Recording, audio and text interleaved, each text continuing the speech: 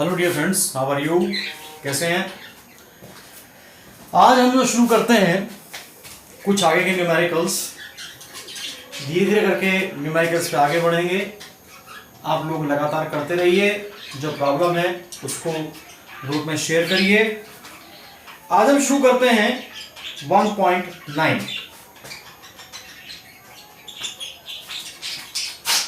1.9 देखिए, ये न्यूमेरिकल कहता है दो चार्जेस हैं QA और QB। QA है 2.5 10⁻⁻7 कूलम और QB है -2.5 10⁻⁻7 कूलम। दोनों जो रखे हैं वो A और B पॉइंट्स पर हैं। A के कोऑर्डिनेट हैं 0 0 -15, 0 0 -15 सेंटीमीटर। B है 0 0 +15 सेंटीमीटर। एक तो बताना है इसमें कि कुल आवेश कितना होगा, दूसरा विद्युत द्विध्रुव आघूर्ण की वैल्यू क्या होगी, ये हमें बताना है। पहले जरा इसका कोऑर्डिनेशन बना लेते हैं। देखिए, इसमें कोऑर्डिनेट्स देने का मतलब है कि x y z माइनस का है तो इसका मतलब है कि माइनस z एक्सिस पर है, प्लस का आएगा ये तो प्लस की z एक्सिस पर। तो हम क्या करते हैं कि यहां पर एक कोऑर्डिनेशन सिस्टम बनाते हैं। ये इसका केंद्र बिंदु हो गया, तो माइनस का है लेफ्ट में लेके चलेंगे तो यहां पर आपका A रख दिया, यहां B रख दिया। यहां से यहां तक की दूरी 15 सेंटीमीटर। दूरी हमेशा पॉजिटिव में होती है, विस्थापन नेगेटिव में हो सकता है। ये भी आपका 15 सेंटीमीटर हो गया। अगर टोटल दूरी की हम बात करें तो कितनी होगी, देखिए यहां से लेके यहां तक, यहां से यहां तक की 15, यहां से यहां तक की 15, तो टोटल दूरी हमारी हो गई 30 सेंटीमीटर। इसको हम लिखेंगे 2L। तो 2L हमारी आई 30 सेंटीमीटर, इसको लिखेंगे 0.30 मीटर। चूंकि ध्यान रखिए, जो भी मात्रक हमको लेना है वो MKS पद्धति में या SI पद्धति के अंदर हमको लेना है। कुल आवेश की बात हम करते हैं। सबसे पहले बात करेंगे कुल आवेश की, तो Q बराबर होगा QA प्लस QB। आवेश अदिश राशि है, इसलिए सीधी जोड़ी जाती है कुल आवेश में। अब यहां देखें, QA है प्लस का, QB है माइनस का, तो जब हम वैल्यू रखेंगे तो क्या आएगा 2.5 10⁻⁻7 माइनस 2.5 10⁻⁻7, तो टोटल वैल्यू आ जाएगी 0। तो पहला आंसर तो हमारा हो गया ये कि हमारा कुल आवेश जो है वो 0 के बराबर है। अब बात करते हैं द्विध्रुव आघूर्ण की। वैद्युत द्विध्रुव आघूर्ण, वैद्युत द्विध्रुव आघूर्ण की बात करते हैं। P बराबर होता है Q × 2L के। अब बात ये आती है यहां QA है, QB है। Q क्या है? Q का मतलब है, पहली बात आपको ध्यान रखनी चाहिए, द्विध्रुव क्यों बना? द्विध्रुव इसलिए बना क्योंकि जितनी मात्रा में पॉजिटिव आवेश है उतनी ही मात्रा के अंदर नेगेटिव आवेश है। जब दो आवेश समान मात्रा के हों लेकिन प्रकृति विपरीत हो तो द्विध्रुव का निर्माण करते हैं। इसलिए Q की जो वैल्यू होगी वो आपकी होगी, चूंकि Q बराबर है 2.5 10⁻⁻7 कूलम और 2L की वैल्यू यहां दे रखी है, तो P कितना आ जाएगा? P बराबर होगा 2.5 10⁻⁻7 इंटू 0.3। करिए 25 से 75 75।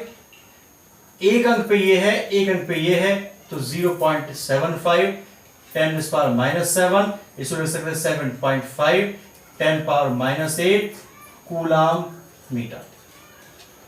C का मतलब कूलाम और M का मतलब मीटर, तो ये हमारा इसका आंसर हुआ।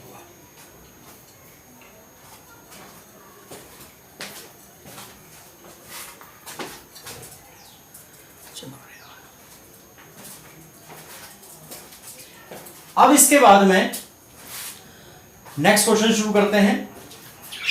नेक्स्ट क्वेश्चन है 1.10।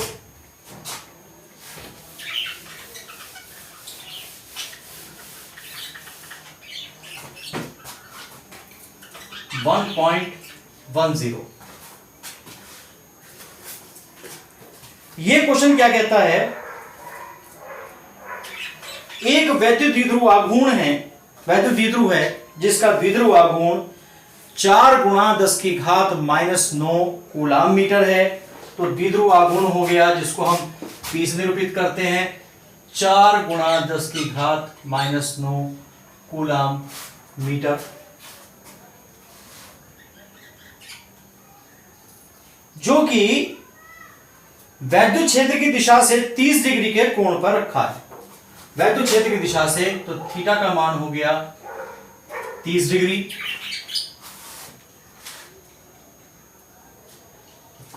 और वैद्युत क्षेत्र की तीव्रता दे रखी है यानी कैपिटल E 5 गुणा 10 की घात 4, कैपिटल E बराबर हो गया 5 गुणा 10 की घात 4 न्यूटन प्रति कूलाम। अब क्या कहता है, इसके ऊपर लगने वाले बल आघूर्ण की गणना करनी है।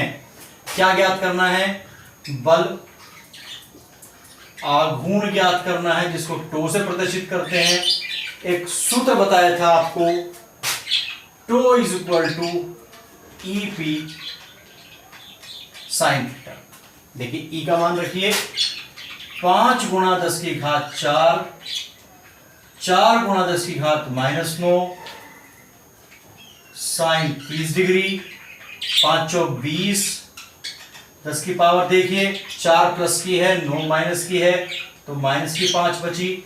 साइन का मान 30 का मान 1/2, 2 से कटेगा ये 10 बार, तो 10 गुणा 10 की घात -5 या 10 की घात -4 न्यूटन मीटर।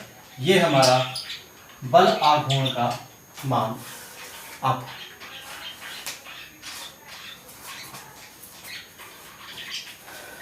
फिजिक्स के न्यूमेरिकल्स करने के लिए या केमिस्ट्री के न्यूमेरिकल्स हो या मैथ्स के न्यूमेरिकल्स हो, उनको करने के लिए सबसे पहले आपको चैप्टर की थ्योरी पता होनी चाहिए। साथ में जो सूत्र इस्तेमाल होने हैं, प्रयोग में आने हैं, उनका आपको पता होना चाहिए किस तरीके से होने। अचानक से कुछ नहीं होता है, एक सिस्टम से सब चीज चलनी पड़ती है, इसलिए आप लोगों का ध्यान रखना पड़ेगा कि सूत्र आपको ध्यान हो, उसकी थ्योरी में उसकी प्रॉपर्टी क्या कहती है, इसकी जानकारी आपको होनी चाहिए। इसके बाद में 1.11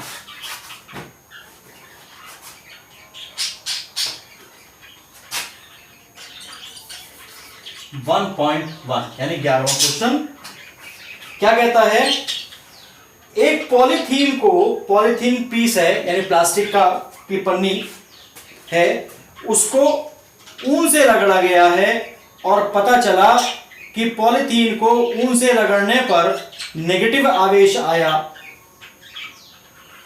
किस पर आया, पॉलीथीन पर आया। तो पॉलीथीन पर आवेश दे रखा है 3 गुणा 10 की घात -7 कूलाम।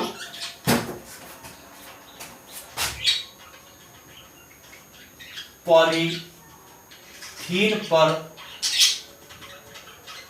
आवेश Q 3 गुणा 10 की घात -7 कूलाम, और वो भी हो गया नेगेटिव। और नेगेटिव से आपको यह मालूम होना चाहिए कि इलेक्ट्रॉनों की अधिकता या इलेक्ट्रॉनों की कमी।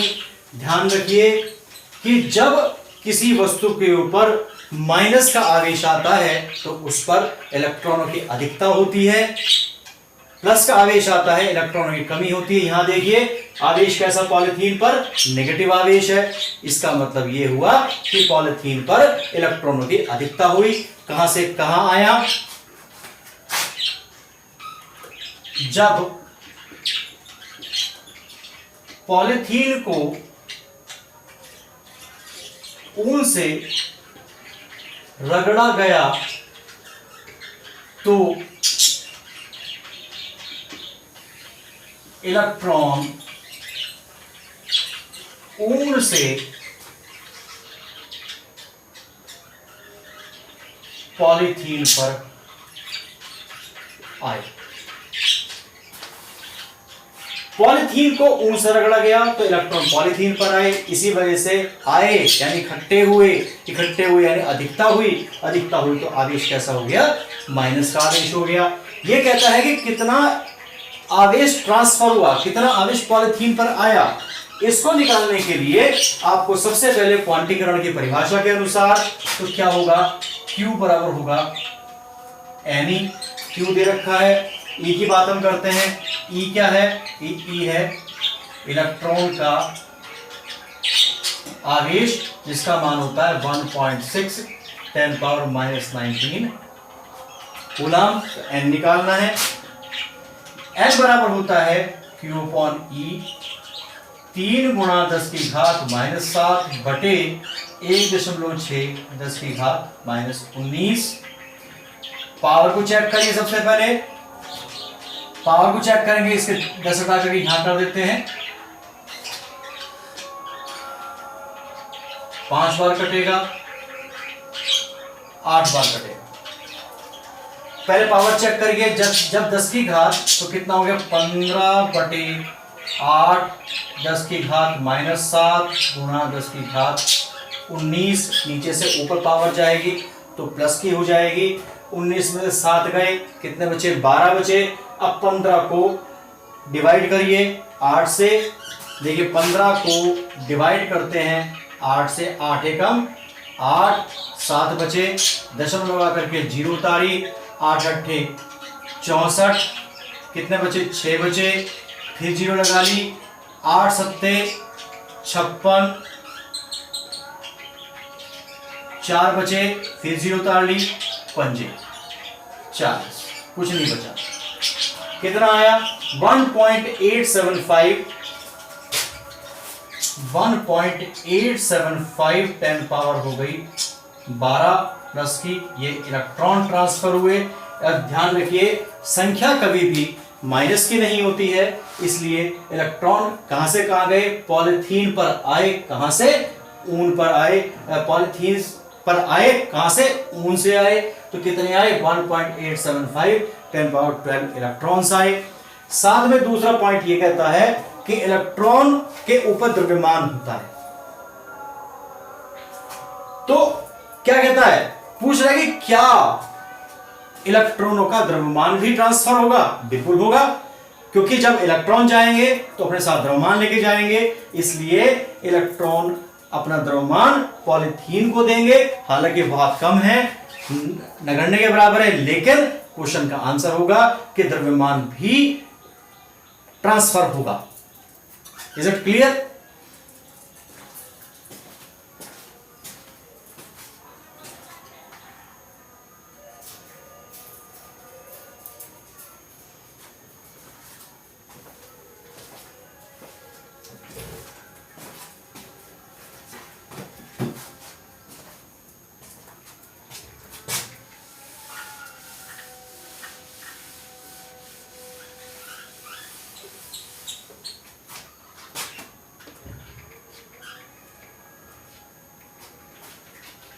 चलिए अब नेक्स्ट क्वेश्चन पर आते हैं। धीरे धीरे करके 3-3, 4-4, 5-5 क्वेश्चंस कराएंगे जिसमें थोड़ी सी आसानी आपको हो। अब 1.12 की हम बात करते हैं। 12वां क्वेश्चन 1.12 की हम बात करते हैं। ये क्या कहता है? दो आवेशित कॉपर के यानी तांबे के गोले हैं ए और बी, उनके केंद्रों के बीच की दूरी 50 सेंटीमीटर है। बना लेते हैं। एक कॉपर का गोला ये हो गया, एक ये हो गया, इनके केंद्रों के बीच की दूरी 50 सेंटीमीटर। उनके बीच लगने वाला, चूंकि दोनों पर आवेश एक जैसे ही दे रखे हैं, दोनों पर आवेश हैं, इस पर भी Q कह दिया हमने, इस पर भी Q कह दिया, चाहे QA QB कर सकते हैं। तो QA बराबर QB बराबर Q, जो चूंकि मान बराबर हैं 6.5 10 की घात -7 कूलाम है। और कहता है कि जो त्रिज्या है वो इस दूरी की तुलना में नगण्य है। चूंकि दोनों के ऊपर पॉजिटिव चार्ज हैं, इसलिए इनके बीच लगने वाला बल कैसा होगा? बल होगा प्रतिकर्षण का। प्रतिकर्षण बल कार्य करेगा। अब दूरी है तो r का इस बात करते हैं 50 सेंटीमीटर।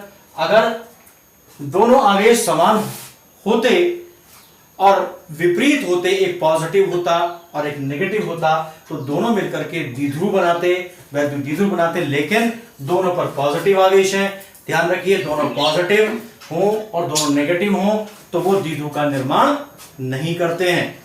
तो अगर द्विध्रुव होता तो बीच की दूरी 2l ली जाती। यहां पर 50 सेंटीमीटर, सबसे पहले इसको चेंज कर लेते हैं 0.5 मीटर। बहुत कॉमन सा कूलम के नियम का नियम है, सूत्र है 9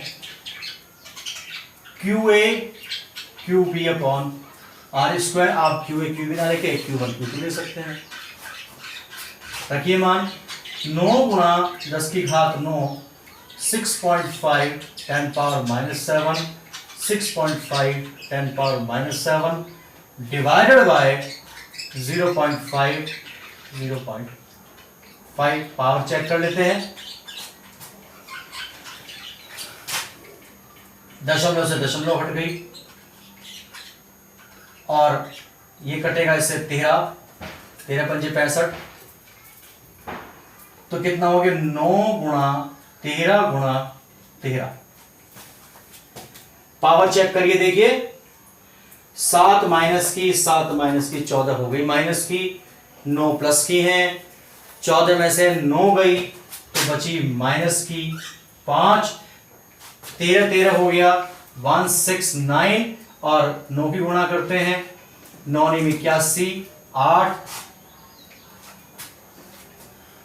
9 छिक्का 54 और 8 कितने हो गए? 62 2 6 9 एकम 9 और 6 15, तो आ गया 1521 10 की घात -5। अब देखिए 3 अंक पर दशमलव लगाइए, 1 2 3 अंक पर 1.521 10 पावर -2, क्योंकि जितने अंकों पर दशमलव लगाएंगे उतना ही माइनस की वैल्यू कम हो जाएगी। ये हमारा होगा न्यूटन। ये हमारा 1.12 का क्वेश्चन है, देखिए आप।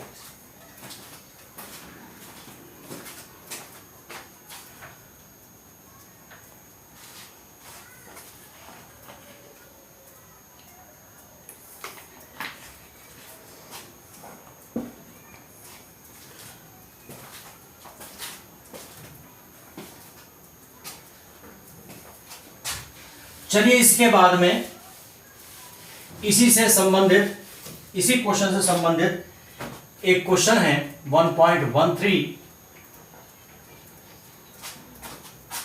देखिए क्वेश्चन क्या कहता है कि ऊपर वाली एक्सरसाइज जो यानी क्वेश्चन जो किया है उसके अंदर ए और बी स्फीयर्स हैं, गोले हैं जो कि समान आकार के हैं। एक तीसरा गोला जो समान आकार का है लेकिन उसके ऊपर कोई चार्ज नहीं है। सबसे पहले के संपर्क में लाया गया, उसके बाद फिर दूसरे के संपर्क में लाया गया और दोनों को हटा करके उसी दूरी पर रख दिया, तो उनके बीच लगने वाला बल कितना होगा? बहुत एक शॉर्ट वे में बता के चलते हैं। एक आपका हो गया A, दूसरा हो गया B, इस पर 6.5 10⁻⁷ 6.5 10⁻⁷ कूलाम। इनके बीच की दूरी पहले की जैसी है 50 सेंटीमीटर, तो R तो आपका 50 सेंटीमीटर ही होगा, यानी 0.5 मीटर के बराबर। Q की वैल्यू जब हम बात करते हैं, QA की बात करें या QB की बात करें, ये होगा Q 6.5 10⁻⁻7 कूलम। बहुत आसान तरीके से बताऊंगा इसको मैं। अब तीसरा जो गोला है C, इसके ऊपर कोई आवेश नहीं है। अब क्या करते हैं, जब C को A के संपर्क में रखते हैं तो प्रत्येक गोले पर आवेश समान मात्रा में बट जाता है, क्योंकि दोनों गोले समान आकार के हैं। यह ध्यान रखिए, आवेशों का जो वितरण है, आवेशों की मात्रा वो उनके आकारों पर डिपेंड करती है। तो जब समान मात्रा के होंगे, समान आवेश के होंगे, सॉरी समान मात्रा यानी आकार उनका समान होगा, तो आवेश जो है वो समान मात्रा में विभाजित होगा। तो क्या होगा, तो नया आवेश होगा QA डैश और QC डैश। क्या कहा, दोनों गोलों पर, प्रत्येक गोले पर आवेश समान मात्रा में बट जाता है। इसका समान मात्रा क्या है, अब इस पर तो है 0, A पर है 6.5 10⁻⁻7। जब समान मात्रा में बटेगा तो कितना होगा, QA प्लस QC/2 समान मात्रा में होगा। अब QC की वैल्यू तो 0 है, तो कितना आ गया 6.5 10⁻⁻7 डिवाइडेड बाई 2, ये हमारा आ गया। अब क्या है, ये वैल्यू है Q की, तो हम इसको और क्या लिख सकते हैं, Q/2। ये हो गया हमारा QA डैश और QC डैश। अब ये तो बात हो गई कि जब अनावेशित गोले C को A के संपर्क में लाते हैं तो A पर नया आवेश कितना आया, A पर नया आवेश आया Q/2, C पर नया आवेश आया Q/2। अब इसके बाद में ये क्वेश्चन क्या कहता है, ये क्वेश्चन ये कहता है कि अब की बार जब इस पर नया आवेश आ गया, अब इसको B के संपर्क में लाते हैं। चलिए अब B के संपर्क में कैसे लाएंगे, आगे देखते हैं इसको।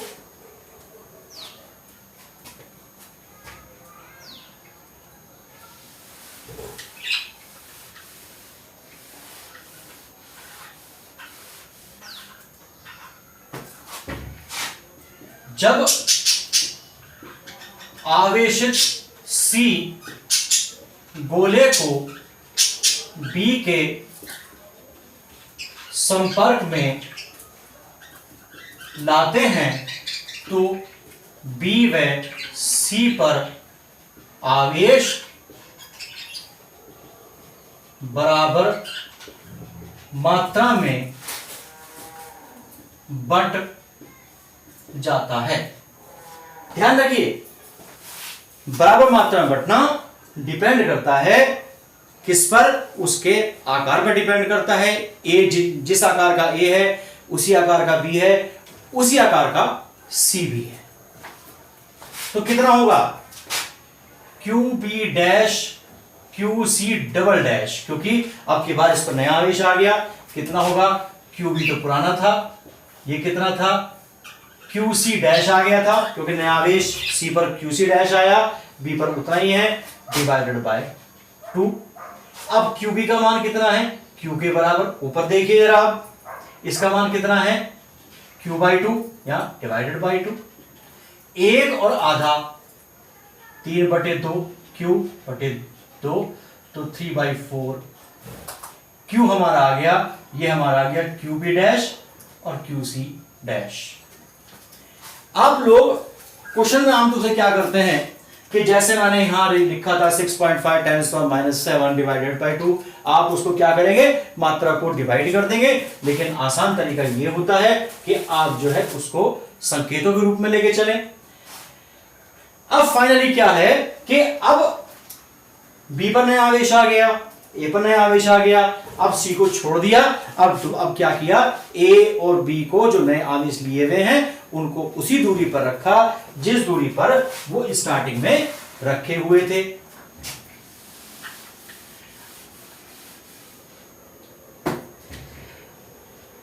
ए बी नया आवेश आया Q A dash, Q B dash, बीच की दूरी हो गई कितनी हुई 50 सेंटीमीटर। अब इनके बीच बल निकालना है, क्योंकि अब भी पॉजिटिव है तो बल F डैश होगा 9 गुणा 10 की घात 9 Q A dash Q B dash divided by R square. थोड़ा सा क्वेश्चन को हम टेक्निक से करते हैं। 9 गुणा 10 की घात 9, इसका मान है q/2, इसका मान है 3/4 Q divided by R square.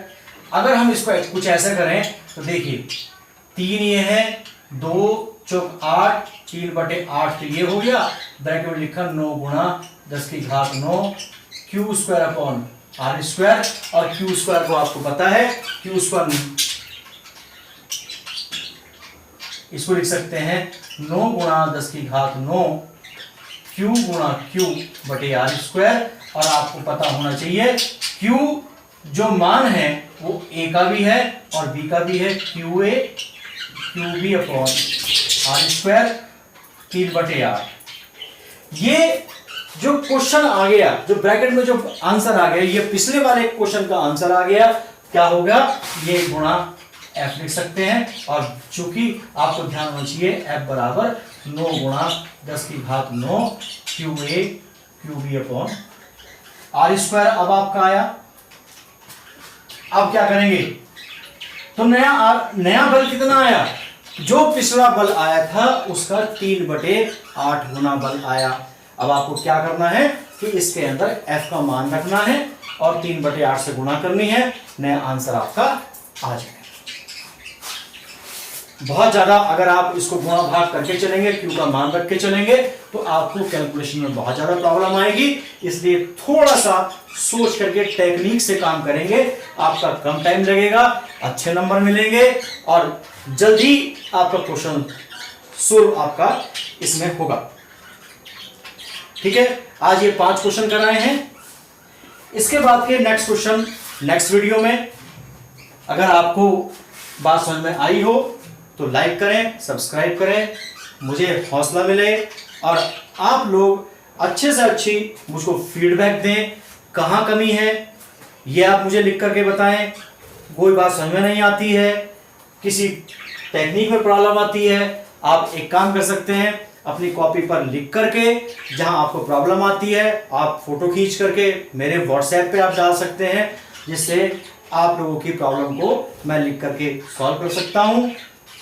शर्माइए मत, हंसते हंसते काम करिए, एंजॉय करिए। मैं भी एंजॉय कर रहा हूं आपके साथ। Thank you for watching.